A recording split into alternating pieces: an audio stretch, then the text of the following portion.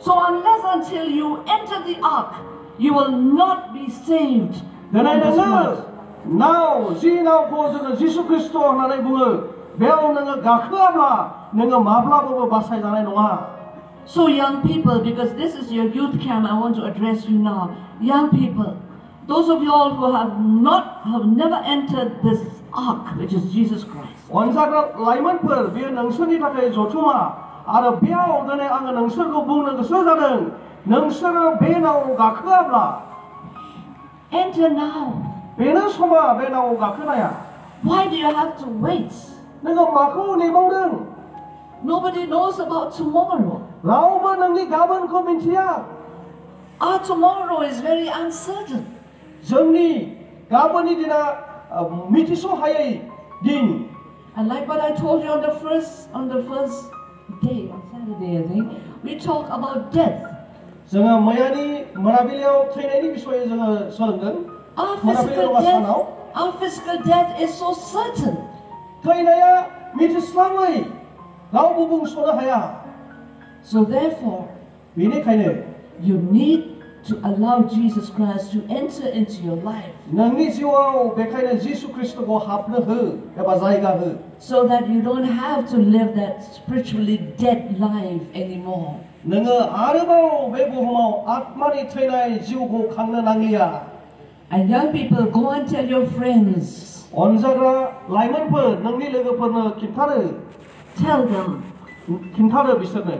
You don't have to talk about other things. I think sometimes we need to talk about Jesus. खालि बे नंबां जाबां बाथ्राफोरखौ लोगोफोरजों दासावरायसै नाथाय जिसुनि मोजां बाथ्राफोरखौ नोङो सावरायदो.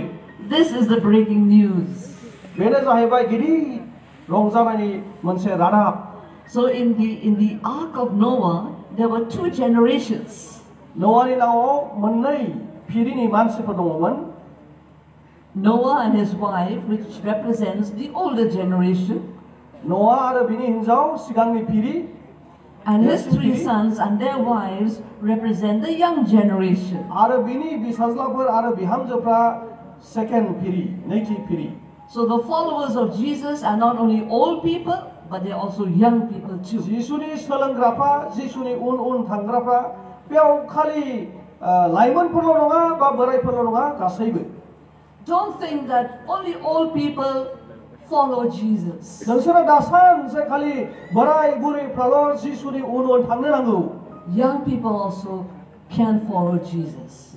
लाइमोनफ्राबो जिसुनि उन थांनो नांगौ. Now I want to talk a little bit about the family. आङो बिसोरनि न'खरनि बिसयै बुंनो इच्छा जादों.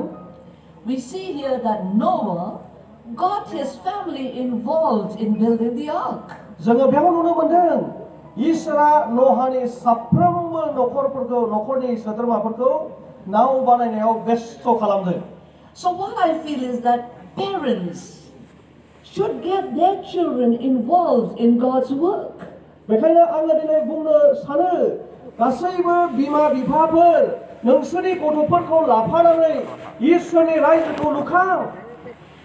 Because once the whole family is involved in God's work, इसोरनि हाबानि थाखाय साफ्रोमबो न'खरनि सोद्रोमाफ्रा लोब्बा लाखियोब्ला our society will be saved. जोंनि समाजा बासायजानायखौ मोनगोन. Otherwise, sometimes the parents are so godly, but the children are the menace in the society. माब्लाबा जोङो नुनो मोनो जोंनि बिमा बिफाफ्रा जोबोद धोरोमिया नाथाय जोंनि फिसाफ्रा मूर्ख दुष्टफोर. Parents are going to church, बिमा बिफाफ्रा जेब्लायबो गिर्जायाव थाङो, but the children are just staying at home and not doing anything. नाथाय फिसाफ्रा गिर्जायावबो थाङा, न'आवनो ओरैनो थाबाय थायो. I want to take you to the time of Moses. आङो मोसेनि बिसयखौ आङो एसे बुंनो सानो, गोसोखांहोनो सानो. There was a time when Moses went to Pharaoh. मोनसे समाव ओरैबायदि जादोंमोन मोसेया फाराव राजानि सेराव थांनो गोनां जादोंमोन. Moses said, "Let my people go. Let God's people go." आरो मोसेया बुंहैदोंमोन आंनि फोलेरफोरखौ थांनो हो. There was a time when Pharaoh said, "Okay, you take away all the old people with you. आरो फारौआ मोनसे समाव बुंदोंमोन गासैबो बोराय बुरैफोरखौ नोङो लानानै थांदो but you leave the children and the young ones with me. नाथाय नोंसोरनि फोलेरनिफ्राय लाइमोनफोर आरो गथ'साफोरखौ आंनो हगारनो नांगोन बेयाव थालांनो नांगोन But Moses said no. मोसेआ बुङासै ओहो जानाय नङा We will go with the young and the old to worship God there in the wilderness. आरो जोङो बे बालाहामायाव बोराय बुरै गेदेर उन्दै बयजों जोङो ज'है जोंनि इसोरखौ खुलुमनो थांगोन You know, I think as parents you should take the example of Moses. जोङो बिमा बिफा जानानै मोसेनि बिदिन्थिखौ जोङो नोजोर होनो नांगोन Every Sunday you should say the whole family go to church. नोङो जेब्लायबो नोजोर होनांगोन जे जोङो साफ्रोमबो न'खरनि सोद्रोमाफ्रा ज'है गिर्जायाव थाङो Wake up your children early in the morning every Sunday. सानफ्रोमबो रबिबाराव नोंनि फिसाफोरखौ थाब थाब फोजानो Get them ready थाबैनो थाम-थिम जानो बिसोरखौ दोनदो so that you can all go to church together to worship the Lord together. जाहाथे जोंनि इसोरखौ न'खरैनो ज'है जों खुलुमहैनो हायो But the problem is this, there are some times when parents also don't go to church. नाथाय माब्लाबा बेबायदि समस्याफोर फैयो समस्याफोर थायो न'खरफ्राव बिमा बिफाफ्राबो गिर्जायाव थाङा They just sleep. They बिसोर sleep. उन्दुयो And so the children also take the opportunity of also sleeping late. बेबायदिनो फिसाफ्राबो बिफा बिमाफोर बायदिनो माने उन्दुनोसो हमो Be like Moses. मोसे बायदि जानो सोलोंदो On Sunday, रबिबाराव the whole family go to church गासैबो न'खरनि सोद्रोमाफ्रा ज'है गिर्जायाव थांनो सोलोंदो to worship the Lord together. इसोरखौ ज'है खुलुमनो थाखाय जोङो थांनि And now again we come to Noah न'आनि फारसे जोङो आरोबाव फैफिननि and his family. बिनि न'खरनि बिसय जोङो नायफिननि Imagine encouraging them for so many years to help him in building the ark. जोङो साननानै नाय एसे गोबाव बोसोर न'आया गावनि फिसाफोरखौ गावजों मदद होफानो बियो जेब्लायबो थुलुंगा होदोंमोन It was not easy, बियो गोरलै बाथ्रा नङामोन but I'm sure he kept on encouraging them. आङो आसा खालामो आरो आङो सानो बियो जेब्लायबो गावनि फिसाफोरखौ थुलुंगा होबाय थायोमोन I just want to say a little bit about the family. आङो एसे बांसिनै बे मोसेनि न'खरनि बिसय बुंनो सानो In the family, the father is Mose the नङा brain. न'हानि न'खरनि बिसय आङो बुंनो सानो Father is the brain. The mother is the heart. न'खरनि बिसय जोङो जेब्ला नायो बिफाया मेलेम आरो बिमाया नैबे गोरबो बिखा So the father being the brain, बिफाया मेलेम जानायलाय he really has to function well. बेखायनो बियो जोबोद गाहामै मावनो नांगौ Imagine if the brain does not function well. Just imagine. सिन्था खालामनानै नाय जोंनि मेलेमफ्रा मोजां मावनो हायाब्ला If the brain does not function well, you can understand that every part of the body also will not function well. बे ब्रेनआ जुदि मोजाङै खामानि होआब्ला सिन्था खालामनानै नाय जोंनि गासैबो मोदोमनि अंगफोरनि अबस्थाया माबायदि जायो If the brain doesn't function well, the hands will just move on its own, the legs can move on their own, the eyes can move on their own, and they don't function well.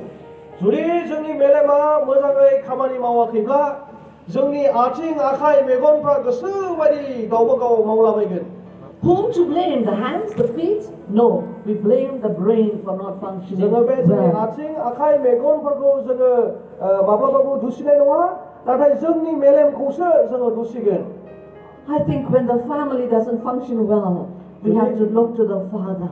जुदि जोंनि न'खरफ्रा थिग गाहाम न'खर जायाखैब्ला जोङो जेब्लायबो बिफाखौसो नोजोर हरग्रोगोन Is the father functioning well as the head of the family? न'खराव बिफाया खर' जानानै गाहामै हाबा मावदोंना मावाखै बेखौसो नोजोर होगोन As the head of the family, you're responsible for the growth of the family. नोङो न'खरनि खर' जानायलाय न'खरनि गासैबो जौगानाय हाबाया बिफानि And a mother being the heart of the family, she pumps the blood well in the family. आरो बे बिमाया बेयाव बिखा जानायलाय जेब्लायबो बियो थैखौ एकदम थांलाय फैलाय खालामहोबाय थायो। The mother keeps the warmth of the house. बिमाया न'खरनि परिबेसखौ मोजाङै गुदुं दोनबाय थायो। Her presence is like the sunshine in the home. बिमानि न'खराव उपस्थितिया साननि होनाय पहर बायदि दुंनाय। She brings lights, she brings warmth in the home. न'खराव स्रां लाबोयो आरो न'खराव गुदुं मोजां परिबेस लाबोयो। The presence of a mother at home is so important. बिमानि न'खराव जे उपस्थिति बिनि उपस्थितिया न'खराव गोबां जौगाथायनाय लाबोयो। The presence of a father at home brings the family a sense of security. The presence of a father at home brings the family or gives the family a sense of security. आरो बिफानि न'खराव उपस्थितिया जोंखौ जे मोजाङै लाखिनो नांगौ secure बेखौ मावनो हायो मावो। That's why fathers, you should be early home. बेखायनो बिफाफोर नोंसोरनो न'खरनि आसा। Come home early. न'फ्राव थाब फै। Many times fathers will come when the small children have gone to bed. गोबां समाव जोंनि बिफाफ्रा फिसाफोर उन्दुनाय समावसो हाबफैयो। And they wake up in the morning when the children have gone to school. आरो ओरैबायदि बिफाफोर दङ जेब्ला गावनि फिसाफ्रा स्कुलाव थाङो अब्लासो सिखारो। So sometimes these children hardly see their father. आरो बेबायदि बिफाफोरखौ जोंनि गथ'फ्रा एकदम बारा नुबाङा। That's why it's so important for the brain and the heart to function well. बेखायनो जोंनि खर' आरो बिखा बेनि खामानिया जोबोद गोनांथार। Now nowadays, there's one thing which I want to mention here is that many Christian homes do not have a family prayer anymore. आङो दिनै बुंनो सानो दिनैनि दिनाव जोंनि गोबां खृष्टियान न'खरफोराव मोनाबिलि बा न'खरनि आर'जफोर खालामनाय सम लालिया। The absence of this family prayer from our Christian homes have brought the families down.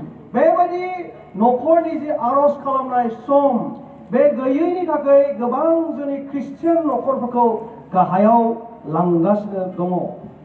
That family altar is no longer there. बे न'खरनि जोंनाया बेयाव गैलिया। So many times that family altar, it may be there, but there's no sacrifice on that altar. बेयावहाय भिथि दंब्लाबो गोबां समाव बेयाव बावनाय गैलिया। The altar is there, but the sacrifice is not there. भिथिया दङ नाथाय बेयाव खुलुमनाय गैलिया बावनाय गैलिया। So the Spirit of God cannot come down on the altar unless until the sacrifice is there. बेखायनो बेबायदि न'खरफ्राव इसोरनि जिउआ फैनानै थाफैनाय गैया महरखौ जोङो नुनो मोनो। So many times we really need, I don't want to use the word sacrifice, but let me use it. आङो बेयाव बलिनि बाथ्राखौ आङो माब्लाबा बुंनो गोसो जाया अब्लाबो आङो दिनै बुंगोन। Sometimes you have to sacrifice your time. माब्लाबा जोंनि समफोरखौ जोङो जिउजों दान होनो गोनां जायो। So that you can have time with your family and worship the Lord together. जाहाथे जोंनि समफोरखौ न'खरफोरजों होनानै इसोरखौ जोङो खुलुमनो हायो। So when that sacrifice is there, the Holy Spirit will come. जेब्ला जोङो गावनि जिउखौ होयो अब्लासो गोथार जिउआ बेयाव फैयो। To fill your families, your homes. नोंनि न'खर आरो नोंनि न'आव सुफुंनो थाखाय। And the Holy Spirit is the one who will empower you to live in this wicked world. जोङो मिथिगौ बे गासै बुहुमाव बे गोथार जिउआल' जायहा जोंखौ सुफुंनो हायो। And the Holy Spirit is the one who will help you as you go to work, as your children go to schools and colleges. आरो जोंनि गथ'फ्रा स्कुलफ्राव थांनायाव कलेजफ्राव थांनायाव बे बुहुमाव आवगायलांनायाव बे गोथार जिउआसो जेब्लायबो मदद होगोन। But many times we don't want to make a sacrifice, so therefore we just go without prayer from our homes every day. गोबां समाव बेबायदि गावखौ गथायनाय इसोरनो गथायनाय गैया बेखायनो गोथार जिउ गैयै जासे जोङो बेबायदिनो दावबायलांनाय खौ जोङो नुनो मोनो। So there is no power in us when we go out. बेखायनो गोथार जिउ गैयैनि जाहोनाव जोङो न'खरफोरनिफ्राय बाहेरायाव थाङोब्ला जोंहा बोलो गैयै जायो। Because when you go out of your homes, you find disappointments, failures, rejections, and sometimes you cannot manage them because there's no power in us. बेखायनो जोङो जेब्ला न'निफ्राय गुबुनाव थाङो जोङो नेवसिगार जानाय, नासयजानाय, गुबुन रोखोमनि जाथायफोरखौ जोङो लोगो मोनो। So may I encourage the parents? आङो बेखायनो बिमा-बिफाफोरखौ खावलायनो गोसो जादों। Build an altar in your house. नोंनि न'खरफ्राव इसोरखौ खुलुमनो थाखाय जायगा खालाम। Put yourself as a sacrifice on the altar. नोङो गावखौनो बे जायगायाव इसोरनो गथाय। And the Spirit of God will come upon you. अब्ला इसोरनि जिउआ नोंसिनियाव फैगोन। So that you will have the power when you go out of your houses, of your homes every day. अब्ला इसोरनि जिउनि बोलोजों नोङो जेब्ला बाहेरायाव थांगोन नोङो बोलो मोनगोन। I'm telling you, this is so important. आङो दिनै नोंसोरखौ बुङो बेयो जोबोद गोनांथार। Because many times we go out without the power of the Holy Spirit, we fail to become real Christians in this world today. जेब्ला जोङो गोथार जिउनि बोलोखौ मोनो आरो बिनि बोलोजों जोङो जेब्ला जोंनि न'खरनिफ्राय बाहेरायाव थाङो अब्ला बे बुहुमाव जों जे थार गुबै ख्रिस्टियान बेखौ जोङो मोनदांनो हायो। And so that's why people don't see any difference in us. इसोरनि जिउ गैयैखायनो गोबां समाव जोंखौ बे बुहुमाव आलादा महरै नुनो मोना। We live like the world, we talk like the world, we do everything like the world. There's no difference between us and them. इसोरनि जिउ गैयैखायनो गोबां समाव बे बुहुमा जोंनो मा होयो, बे बुहुमाव मा रायलायो, बे बुहुमाव मा मावो गासैबो रोखोमखौनो जोङो मावजोबनो हायो। Because the power of the Holy Spirit is not in us. मानोना बे जाहोना जाहैबाय इसोरनि गोथार जिउआ जोंनियाव गैयैखाय। So may I encourage all families present here today, please start an altar at home. आङो दिनै गासैबो बेयाव नुजाफैनो हानाय बिमा-बिफाफोरखौ खावलायो नोंसोरनि न'आव इसोरखौ खुलुमनो एबा इसोरनो बावनो नोंसोरो जायगा हो। A family altar. न'खरनि इसोरखौ खुलुमनाय जायगा। So that in these family altars you can encourage your children, you can encourage each other, one another. जाय जायगायाव नोंनि गथ' गथायजों लोगोसे न'खराव थानाय गासैबो सुबुंफोरजों सोद्रोमाफोरजों लोगोसे जाहाथे थुलुंगाज्लायनाय होनो हायो। How to live in this wicked world. बे गाज्रि बुहुमाव माबोरै जोङो थांनानै थानो हागोन। And when you look at Genesis 6:22 जोङो जागायजेननायनि 6:22 and Genesis 7:5 आरो जागायजेननायनि 7 आरो 5आव Noah did all that God commanded him to do. न'आ जोङो बेयाव नुनो मोनो जाहैबाय न'आया इसोरनि मोनफ्रोमबो बिथोनखौ बियो फालिदों। God instructed him how to build an ark. इसोरा बेखौ माबोरै नाव बानायनो नांगौ बेखौ थिनदोंमोन। And he did exactly what God asked him to do. आरो इसोरा माबायदि बानायनो थिनदों बे एखे बियो बानायनो हमदों। That's why his family was saved. बेखायनो बिनि न'खरा बासायजादों। You know, God wants all of us to be obedient to his word. जोङो मिथिगौ इसोरा जोंनि न'खरफोरखौ मोनफ्रोमबो ख्रिस्टियान न'खरखौ गावनि बोसोनखौ खोनासंजानो एबा मानिजानो लुबैयो। You know, for us, God's word नोंसोर मिथिगौना बे इसोरनि राव is the best book बेनो बयनिख्रुइ साबसिन बिजाब to design our homes. जोंनि न'खरफोरखौ साजायनाय एबा फोसाबनायनि थाखाय। You know, as you look around, you see many design homes. नोंसोर गुबुन न'खरफ्राव थांनानै नुहैना जोंनि साखाथिफ्राव गुबुन रोखोमनि डिजाइननि न'फोर। You know, I look at Shillong, there are so many beautifully designed homes. नोंसोरो शिलंआव थांब्ला नुहैगोन शिलंआव गुबुन रोखोमनि समायना न' साजायनायफोरखौ। They are designed by very expensive architects. बिसोरो दामि आर्किटेक्ट इन्जिनियारफोरजों साजायजानाय न'फोर। But what about the family life inside? The house is beautifully designed. But what about the family life inside? न'फ्राथ' नायनानै समायना रमायना सोरजिजानाय दाजानाय बानायजानाय नाथाय दिनै जोंनि न'खरफ्रा माबायदि दाजादों एबा साजायजादों Designed by the world. दिनै बुहुमजों साजायजानाय But if we really want to have a beautiful Christ-centered home, let our homes, our family life be designed by God's word. जुदि जोङो जिसु ख्रिस्टनि जिउजों लुखांजानाय न'खरब्ला जोङो फै बेनो जोंनि न'खरखौ साजायग्रा architect You know, when I look at some of these beautiful homes in Shillong, आङो शिलंआव मोजां मोजां न'फोरखौ माब्लाबा नोजोर होब्ला around their beautiful designed homes बे गोबां समायना रमायना साजायजानाय न'फोरनि गेजेराव are strong walls. गिदिर एकदम मोजां वालफोरजों बेंखननानै दोनजायो And in the middle of that strong wall, there's a beautiful gate. आरो बे मोजां वालनि गेजेराव समायना आरोबाव गेट थायो So I used to wonder, माब्लाबा आं सोमोनाङो what is that strong wall for? बे गोग्गोम वालफ्रा मानि थाखाय इन्जुरफ्रा मानि थाखाय What is that strong gate for?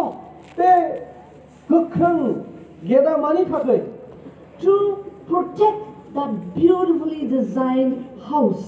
बे समायना साजायजानाय न'खौ रैखाथि होनो थाखाय बे वालफ्रा बानायजायो And the beautiful belongings that they have inside that house. आरो बिसोरनि न'आव दाम गोसा मुवाफोरखौ रैखाथि होनो बे वालफोरखौ लुखांजानाय जायो But where are the children?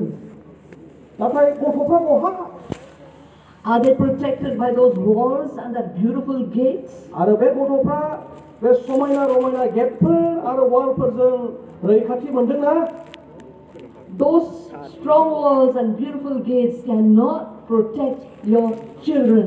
बे गोग्गोम लुखांजानाय वाल आरो गेटफोरनि गेजेरजों नोंसोरनि गथ'फ्रा माब्लाबाबो रैखाथि मोननाय नङा The one that can protect your children from the world is this book. नाथाय बे बुहुमनि गाज्रिनिफ्राय रैखाथि मोननो थाखाय बेसो नोंनि गथ'फोरखौ रैखाथि होगोना This is the book that can protect your children from the world. बे गाज्रि बुहुमनिफ्राय रैखाथि होगोन बिजाबा वाला नैबे बिजाबासो That's why this is the book that should be the architect of your family life. बेसो जोंनि न'खरखौ साजायग्रा बिजाबा I have counseled many young rich children. आङो गोबां धोनि फिसाफोर धोनिनि न'खरनिफ्राय फैनाय फिसाफोरखौ आङो बानजायनो खाबु मोनबाय Where money is concerned, no problem. बिमाया मा नोंनि थाखाय सिन्था दं आरो गैया समस्या गैया They can drive any car, बिसोरो जिखुनु गारिफोरखौ सालायनो हायो but they are so far away from God. नाथाय बिसोरो इसोरनिफ्राय जोबोद गोजानाव Their lives are broken. बिसोरनि जिउआ बायफ्लेनाय They will come to me and say, "Man, बिसोरो आंनियाव फैनानै बुंफैयो मेडाम I have everything, आंहा गासैबो दंजोबो but I'm not happy."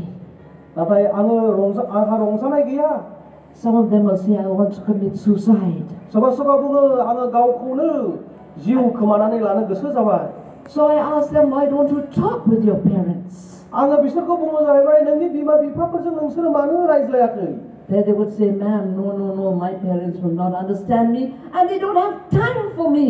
अ मेम बिदि नङा आंनि बिमाफोरजों आङो सावरायनो हाया बिसोरहा आंजों सावरायनो थाखाय सम गैया There was a boy who was brought to me.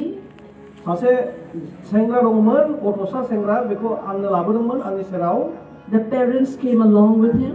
बिमा बिफाबो बेजों लोगोसे फैफादों So I said, "What's wrong with your boy?"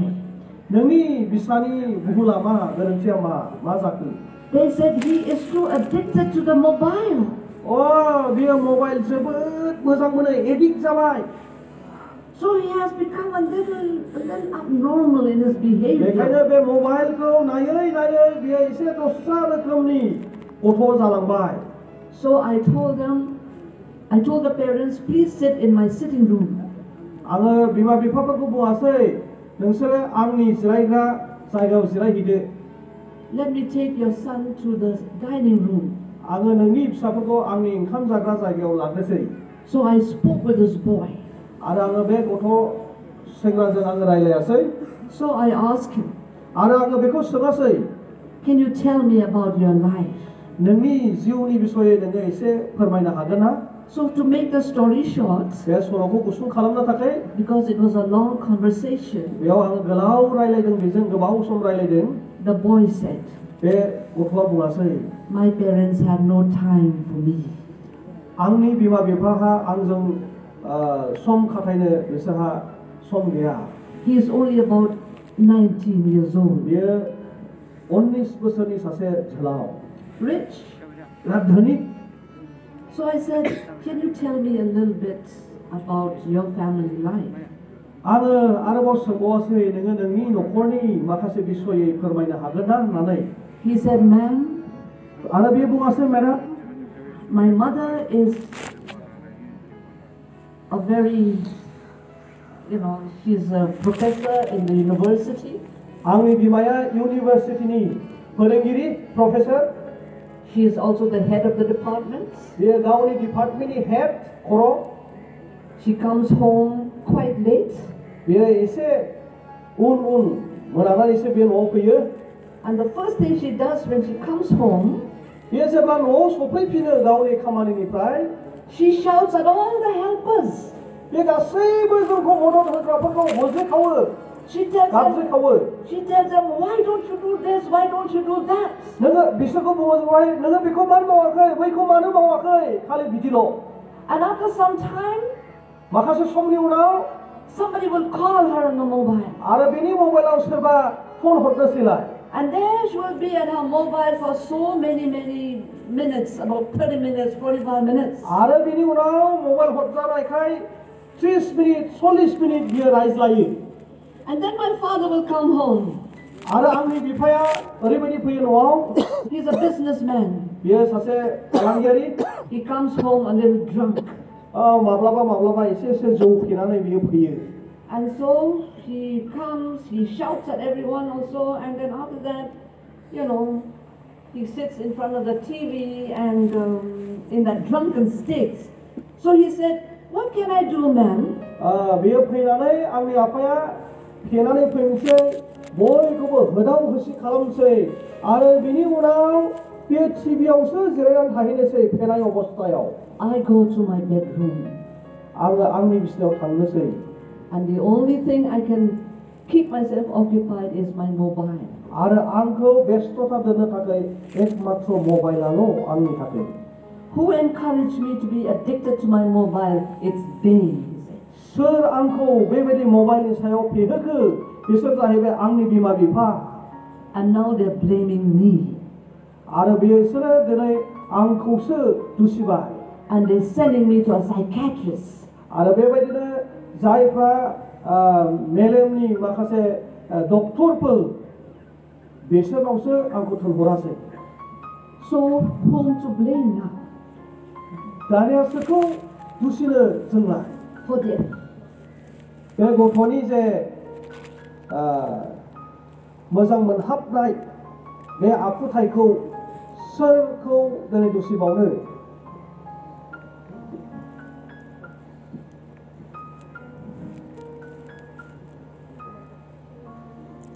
Of course, I cannot totally blame the parents, but the parents have played a part in making their son an addict to the mobile.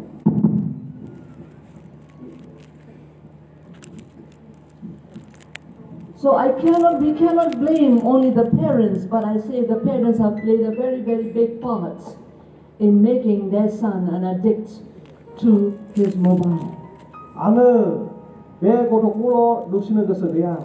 बेयाव बिमा बिफाहाबो गिदिर गेलेनाय मोनसे बिबान दङ बेखौ बेबायदि खालामनाया.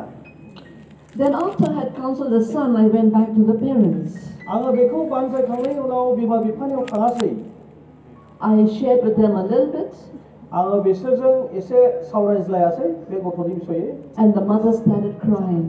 बिमाया गसंनानै गाबासै She said, गाबनो हमासै we are so sorry to hear that. बेखौ बुङा बे समाव बुङासै बेखौ खोनाना आङो जोबोद दुखु मोनबाय And so both the parents dedicated their lives to Jesus Christ that day in my place. आरो बे समावनो आंनि न'आव बिनि बिमा बिफाफ्रा इसोरनो गावसोरनि जिउखौ होआसै So therefore, बेनिखायनो I want to encourage every family present here, build an altar. आङो दिनै बेयाव नुजाफैनो हानाय साफ्रोमबो बिमा बिफाफोरखौ खावलायो जोंनि न'खराव इसोरखौ खुलुमनो जोङो जायगा होनि Strengthen your family life नोंनि न'खरनि जिउ खांनायखौ नोङो लुखांनो नाजा with God's word इसोरनि रावफोरजों लुखां and much prayer. Much prayer.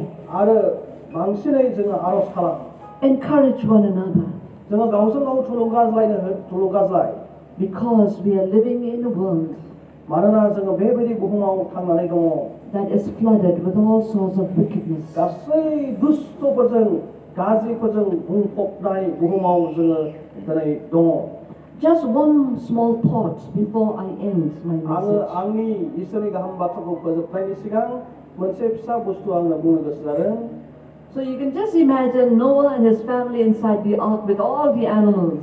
नोंसोर एसे सिन्था खालाम न'आया गावनि न'खरजों लोगोसे नावनि सिङाव गोबां जुनारफोरजों थानायनि अबस्थाखौ Just imagine a little bit. एसे जोङो सिन्था खालाम The ark was floating there in that flood. बे दै बानायाव नावा एकदम थांलाय फैलाय जावजागासिनो दङ Don't think that the ark was smoothly sailing.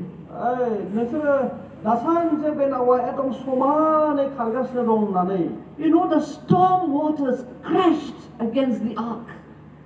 मिथिगौना माब्लाबा दैनि दोहौआ बारहुंखानि गेजेरजों नावाव सौग्रावो I'm sure the ark must have tossed like this. आं सानो नावा बे समाव दैनि दोहौफोरजों ओरै जादोंमोन Noah and his children, his family might have lost their balance. जानो हागौ न'खरनि गासैबो सोद्रोमाफ्रा ओरै जादोंमोन बेलेन्स गैयै जादोंमोन They might have even fell out. Fell inside the ark. हयथ' बिसोरो नावनि सिङाव गोग्लैदोंबो जानो हागौ माब्लाबा But they have to get up again because they have to feed themselves and feed the animals. नाथाय बिसोरो गोग्लैदोंबाबो समाव बिसोरो गसंनो गोनां जादों मानोना गावसोरनि थाखाय जानाय आदार नांगौ आरो जुनारफोरखौबो जाहोनो नांगौमोन I want to tell you that when you are following Jesus, it doesn't mean that your life is going to be smooth sailing. आङो थिग बेबायदिनो बुंनो गोसो जादों जिसु ख्रिस्टखौ नोंसोर मोननायनि उनाव जे समान जिउ मोजाङै खांलांगोन बिदि नङा गोबां समस्याफोर फैगोन Just like Noah, when the storm waters crashed against the ark, it tossed around and they fell inside. न'आबो जेरै बे दैनि दोहौफोरजों बारहुंखानि गेजेरजों गोबां सौग्राव सौसि जानो गोनां जादोंमोन बेबायदिनो जोंनि ख्रिस्टियान जिबनावबो जागोन I want to tell all of us who follow Jesus, who are following Jesus, that sometimes your life will not be smooth. There'll be battles in your life. There'll be storms in your life. अनजाग्रा ख्रिस्टिय फोथायारिफोर आङो नोंथांमोनखौ बुंनो गोसो जादों नोंसिनि जिबनाव जेब्लायबो मोजाङै थांबाय थानाय नङा गोबां समाव जोङो गाज्रि रोखोमनि मोगा-मोगिबो खालामनो गोनां जागोन At such a times you might say that, oh God, I cannot follow you anymore. सम फैगोन जे समाव नोङो बुंगोन इसोर आङो नोंनि उन थांनो हानाय नंलिया But I want to tell you, just like Noah did not fall out of the ark, he fell inside the ark. जेरै न'हाया बेबो उल्थां-फाल्थां गोग्लैदोंमोन I want to tell you, in Jesus Christ, when you follow him, when you go through storms and battles in your life, you will be going inside Jesus Christ. He is there with you. He'll uphold you. He will guide you. He will fight the battles for you. जेब्ला नोङो जिसुजों थांफागोन बे समाव नोंबो उल्थां-फाल्थां balance गैयै जागोन समाव नाथाय जिसुआ नोंनि जिउआव थानायखाय नोंखौ हमथागोन नोंखौ बेलेन्सआव लाखिगोन गोबां समाव जिसुआ नोंखौ मदद होगोन Because when you accepted Jesus, He gave you the power of the Holy Spirit to empower you every day, and He gave you the grace to keep walking until you reach home. मानोना जेब्ला नोङो जिसु ख्रिस्टखौ नाजावबाय अब्ला नोङो जिसु ख्रिस्टआ गोथार जिउनि बोलो हरगोन आरो बिनि अनुग्रहजों गोबां समस्याफोरखौ नोङो सौसिलांनो हागोन. Noah's Ark, through the storms, it reached the destiny. न'आनि नावाबो गोबां खस्थ'नि गेजेरजों सहैनो गोनां जायगायाव बेयो सहैनो हादों. Because when you